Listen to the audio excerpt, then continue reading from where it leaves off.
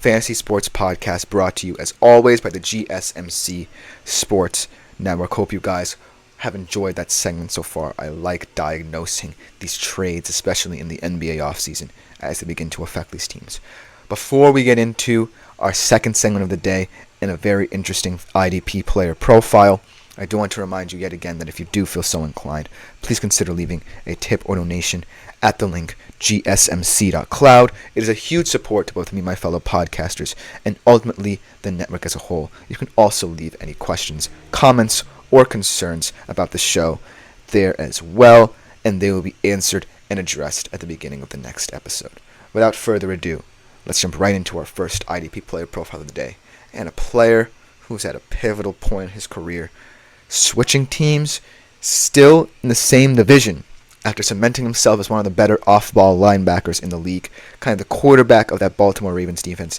Now he's a Pittsburgh Steeler, and we're going to have to see how this power dynamic kind of plays out, who is going to be a doozy, and it's going to be pretty fun to watch because the Steelers defense could be one of the more explosive ones in the league. I am, of course, talking about the indomitable Patrick Queen.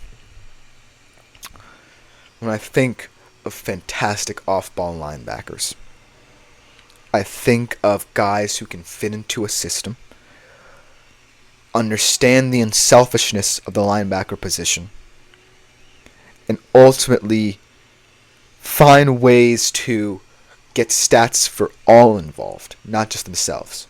And Patrick Queen did that to a T last year. Truly, in a Baltimore Ravens system that found its identity under Mike Macdonald, who's now gone. So I hope and pray that the Baltimore Ravens defense stays the way that they were, because they were very dominant, and it's fun to watch dominant defense.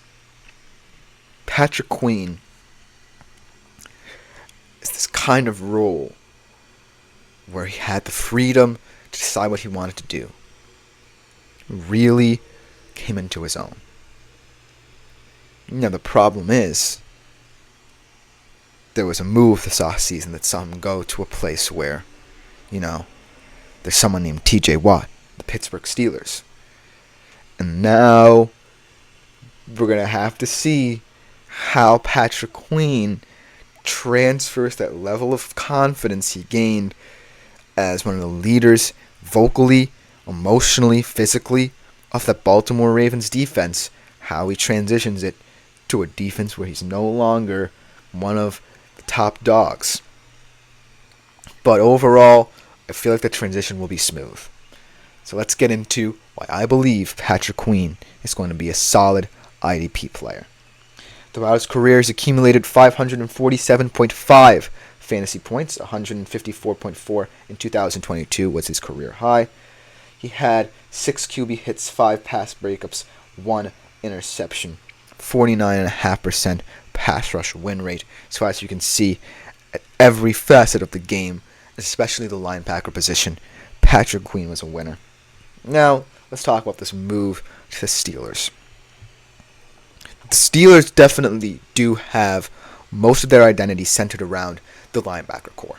The linebacker core is the most solid in the entire NFL. You have TJ Watt, one of the best pass rushing linebackers in the league, who can play off of the edge if you wanted to as well.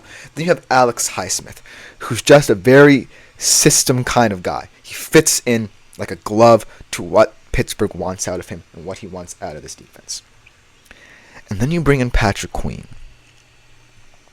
someone who can transcend so many different roles, but now has to understand the Pittsburgh Steelers have a star at the linebacker position who, by hook or by crook, can play anywhere he wants. And they also have a pure identity that they've built over many, many years under Mike Tomlin. I think that the reason why the Steelers wanted him in the first place was because of his duality. His ability to plug holes in the run game, his ability to go sideline to sideline, and his ability to be a vocal leader. Because right now, the Pittsburgh Steelers are in a weird place. The offensive side of the ball is kind of in flux right now. I imagine Russell Wilson's going to be the starter, but who knows? They might platoon it if Justin Fields proves he can be solid at the position. You have a number one receiver in George Pickens. You have a solid tight end in Pat Freiermuth. But outside of that, you're asking a lot of this receiving core. So a lot of focus is going to turn to how the defensive side of the ball plays and how it plays in terms of how the offense is doing. Because the offense right now is kind of the barometer, the bar that's being set for this Pittsburgh Steelers defense. Because if the offense doesn't tick, how will that affect the defense? And so Patrick Queen kind of covers up for perhaps some of the offensive deficiencies, if that makes sense, in the Pittsburgh Steelers structure. And well, let's talk about defensively, because that's where he plays. He's not going to help offensively anytime soon. I feel like playing the inside linebacker position is so interesting, because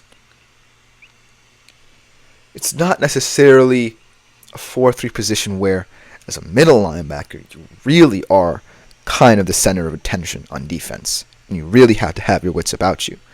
The inside linebacker position, in a sense, does have to help more in the run, and you're not necessarily rushing the passer as much, but it also means that sideline to sideline, you have to be one of the better players on the defense. Because, especially in the AFC North, where offenses are running a lot of RPOs, especially your former offense in the Baltimore Ravens, and especially, I believe, the Browns will start running it a bit more. I feel as if you need a linebacker who can diagnose certain plays, can diagnose how and when this offense wants to set up its bigger plays. Most importantly, make sure that the running game is a non-entity. And that's what Patrick Queen does. Now here's the caveat.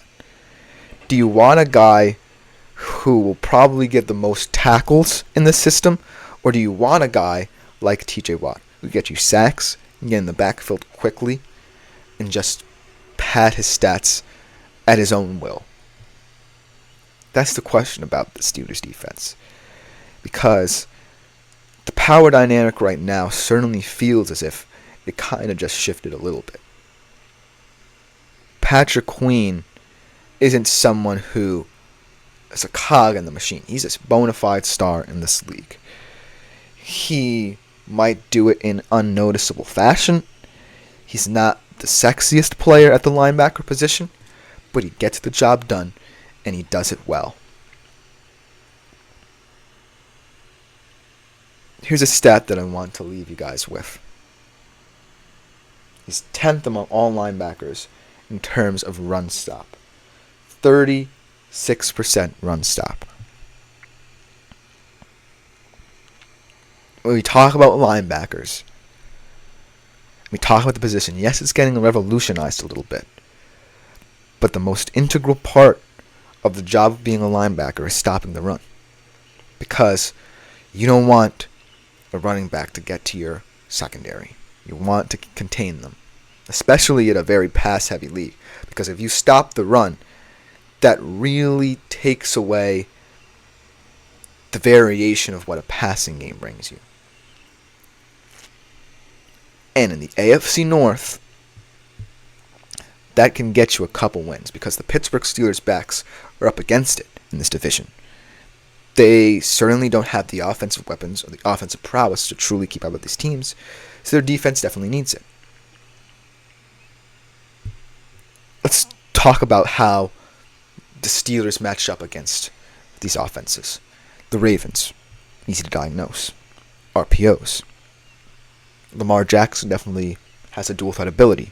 He's not necessarily the most comfortable passer, but still, the RPO game is one to watch because Lamar can rip off a 60, 70-yard run at any moment in time.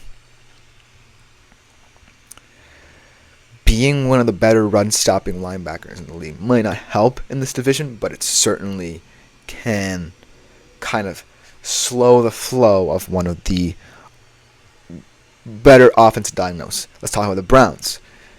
They're probably going to incorporate more play action into the system, but Deshaun Watson's also a solid runner. That's how he's been getting most of his production as a Cleveland Brown in the first place.